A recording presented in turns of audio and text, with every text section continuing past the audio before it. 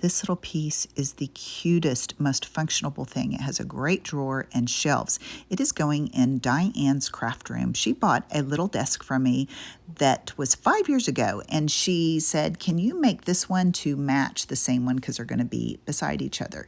So I had so much fun doing this, but I thought I remembered what colors we used, and I happened to run across it. I had made a video, so I had to stand and watch my own video, and sure enough, I had painted the wrong base color to show through. So I had to redo that. This is a custom piece by the hour, so I didn't charge her for that because that was my mistake. So look at this. It took 1 hour and 40 minutes just to chip off the paint. Here is some of Diane's work. She is a paper quiller. Isn't this cool? This is just laid out. This one is actually done and framed. I hope she gives me a lesson and lets me record it sometime because I am super interested. Do you guys know about paper quilling? Have you ever done it? Because I didn't know about it until her, and her work is beautiful. So right here is the wrong color. I used petticoat pink and I mixed salt wash in it because I made sure with her before I took this job that she was fine with the chippy, layered, lots of textured finish, because it would have taken me probably 2 more hours to actually get it back down to the bare wood. And I loved the texture. So I left it. She was fine with it. I knew the piece I had done had lots of textures and layers. So I am just working with this. I do tell you, you do have to get the chips off or it will continue to keep chipping. So I did get all that off, and I did use my sander to kind of make sure I got most of it off, but I didn't sand it down to really smooth or anything. So here I'm just finishing up with the salt wash. I sell this and all the products I use today, and I will ship it out if you need any of these products. So right here is what it looked like it was dry. So the correct color was a mixture of crinoline and kissing booth, but I ran out, and we have Flirtatious pink is a new color release now, and it was super close, so I needed more, and I just used Flirtatious, and it totally blended. So I go ahead and paint the back of this as well, because when you go to a craft show, or maybe you're staging it in a booth, if you do this for business, it really gives a nice backdrop for your other pieces that might have to set out. Or maybe this is able to be used and then you walk in the room and you see the back like a big desk. So I go ahead and paint the back on a lot of my things. Go ahead and think about that so you do have that option of rearranging it and it's still looking cute. So that's what I did here. I'm just putting a weathered wood all over this, which when we did the consultation, I thought it was skeleton key. So I am so happy that I watched my video. I am going to start putting a recipe card in my custom pieces because I've ran into this before where people got second pieces from me and I thought I could remember, and they may even just want to paint something themselves because I sell paint, and a lot of the things in my craft booth, you know, they might say, oh, I'm going to pick up a piece of or a can of this because I want to go and paint this piece. So go ahead and make you a recipe card if you're doing this for crafting for yourself. Stick it in the drawer, or just keep a file card. It's a weird feeling to watch your own tutorial and your own video because you really need to remember something, or remember and learn how to do something again because you forgot. So that's coming up. You'll see me trying to figure this out, and I'm just in awe because I totally had it wrong, the colors in my mind. I'll put a link in the description box of this video. It's a super cute piece, and I also will put a link in the description box for how I quickly line the drawers for my pieces. Okay, I am using crinoline now because I kind of had left the pink in the middle on her other piece that she had bought from me. And so I spend a lot of time trying to blend this and make this look like this. It's a lot because blending, you know, you got to practice. You got to get in there. You got to not be too picky, and you got to walk away and then let up one dry, and then you come. It's a little bit. This is not going to be in depth on that, but I just want to show you how many sides and different shelves and different places I had to do this, and I was like, oh my goodness. And then you'll see I didn't even have to do that because we ended up painting back over that pink. But you know what? I have not got to paint in forever. I just am so excited to be custom painting. This is my first one in a long time, and it was such a blessing. So I spent a little extra time that I did not charge her for because I just was getting back in the game, and it ended up, she loved it. She sent me sweet text about how happy they made her. And it was really encouraging because I've been, struggling a little bit with my business. So it really helped me to keep going. And guess what? I got another call for a custom and gave them a quote and gave them a price and stuff. And I'm so excited to be doing this again. So it's really fun.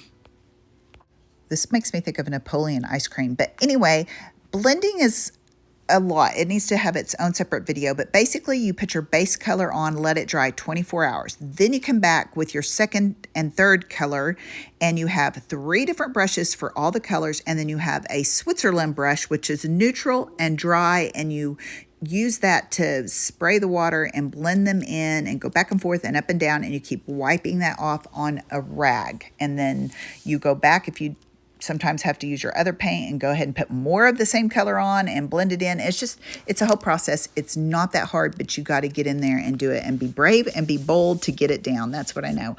And we will do some more on that sometime. I'm just kind of showing you the steps to get this look that we did today.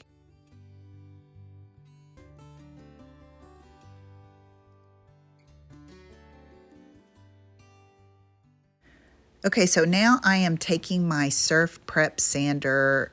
This money was well spent. These are very, very expensive, but it has a system that sucks. You don't even have to wear a mask because it sucks the dust up. So I'm not wearing a mask. Sometimes I still do, but for this one I didn't need to. So I'm just kind of helping myself blend a little bit with the sander instead of the water and the brush and spending the time on that. I'm just going on and sanding it down a little bit. You don't have to do this when you do a blend job, but I did. And because I created so much texture with the salt wash, it's really fun to watch those base colors come up and out of it. And I love it. I think that's what made this look really cool. I do want to say with DIY paint, you can take a wet wash rag and wet distress and do a lot of the same that I am doing with this Surf Prep. You can also take your palette knife and wet the DIY paint down and do some chippy goodness with that too and make some of those colors show up.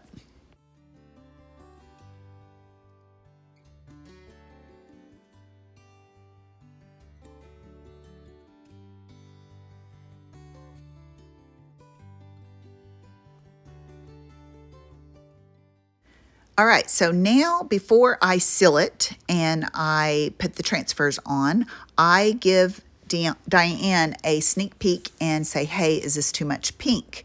As I looked back at the picture, I knew I needed to ask. And she said, yes, I think so. And so I went ahead. It was not that hard to paint back over that, just a little bit of pink. And we did that. And then I sanded it a little bit and we were ready to seal and get to the transfers.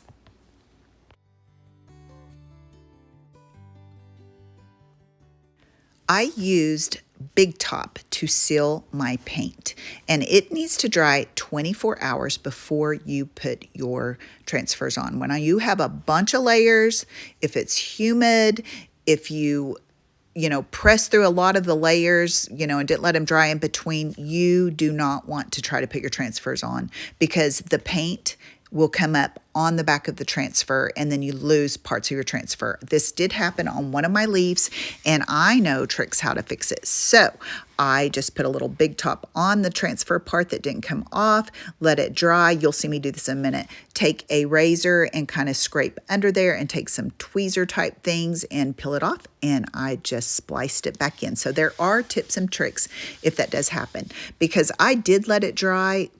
I didn't quite do 24 hours, but I did let it dry, but it just happens sometimes with several layers. So he wanted some peonies because one of her peonies bloomed, and she said, do you have a transfer that has it? And I said, oh my goodness, I do. I've just been using it. So we used this transfer. There's a different transfer on her other piece, which I was really happy to not do them both, just too matchy-matchy. I told her, let's think of this as sisters, not twins, and it makes it just more interesting. But when you do have two totally different pieces that do not match, it is a good idea to use the same paint colors to really tie the pieces together and then have a little fun with making them a little bit different. And so that's what we did with this transfer. I will put the link in the description box for this. It is one of my favorite ones. My black cabinet that I did on a video or a live sold at my craft booth, and I am so excited. It was such a fun piece. My husband help me make shelves for it, and I'll put some pictures in or a description to the link of doing that. There was some strategy to where I put my groups of flowers, because where she is going to pull up and her workspace will be, I didn't want to put the peonies right there because of not so much the wear and tear, because I put several coats of the big top since this was a work surface.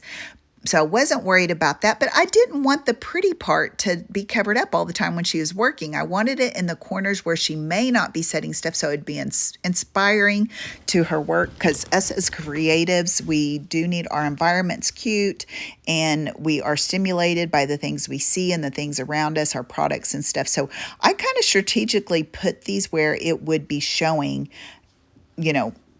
for that. So think about that, your work surface and where you'll set your stuff if you're putting it on a tabletop. And I did let the first coat of my big top to seal this dry 24 hours. And then I put 3 more coats on the next day, and it dries so fast when it's the second and third and all that coats. But I just really wanted it to be really sturdy. Now, I do tell people, go ahead and use a coaster. You'd use that on real wood. It's not just that it has this embellishments and stuff on it. You would probably want to do that on any kind of surface or wood, unless it's, Formica or something like that. This is the leaf that pulled off the paint and wasn't going to stick, but I was determined to use it. And you can just get a fresh leaf and splice it right in. So if you have some mistakes or something that doesn't go right, you usually can camouflage it with another part of a transfer. But I was determined to use this one. It wasn't that hard, and I knew the trick. So give this a try if you have problems.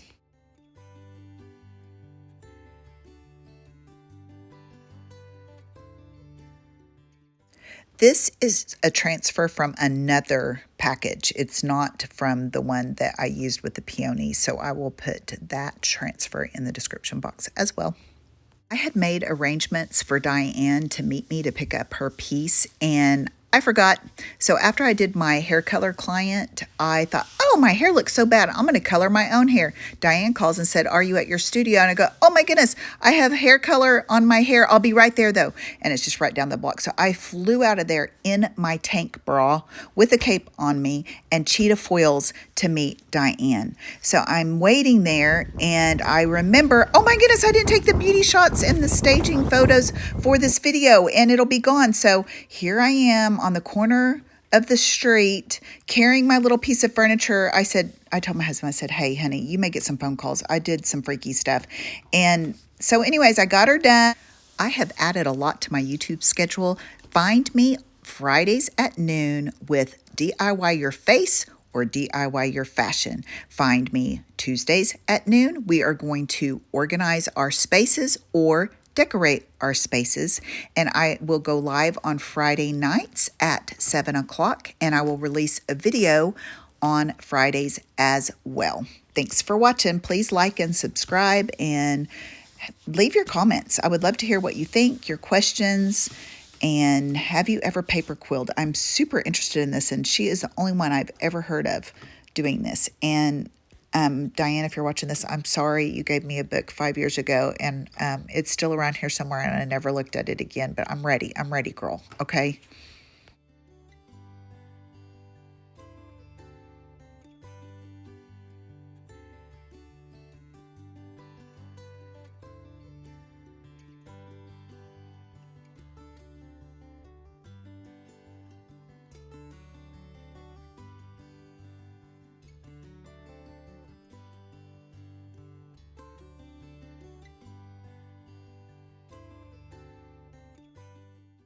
So here is a picture of the cabinet that I did with the same transfer on black, and I think it looks really good.